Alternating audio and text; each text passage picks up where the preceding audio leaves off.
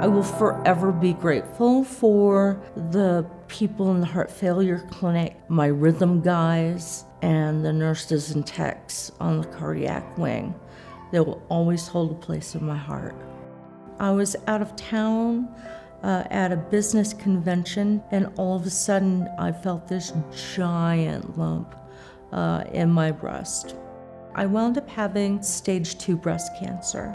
I underwent 16 rounds of chemo and had just finished my treatment, and all of a sudden I just became really, really ill. I wound up in ICU with heart failure. We found that the heart was weak. It was pumping at about 30% when the normal is 55%. Our major concern was this was from chemotherapy, because a lot of chemotherapy can make the heart weak. My blood pressure just took a dive, and we've been working really hard ever since to try to bring that back up. And we're a team. We've kind of taught her what she should feel, what she should be looking out for, and anytime that happens, she doesn't wait, she calls us. Communicating this way and talking to them continuously, they get involved themselves, and they're able to kind of understand their body better as to how the body is reacting.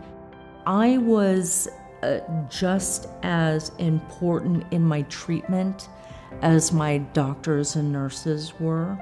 And Dr. Hussain has really taught me how to take a close and careful look at my health. Our major approach is to improve the quality of life and to increase the duration of life. We both work together, and it's like I do my part, you do your part, and that's how we move forward. I'm actually eating more healthy than I ever have in my life. Vegetables and grains and nuts and seeds, and it sounds kind of weird, but that stuff is really delicious, especially when you can't have salt on anything.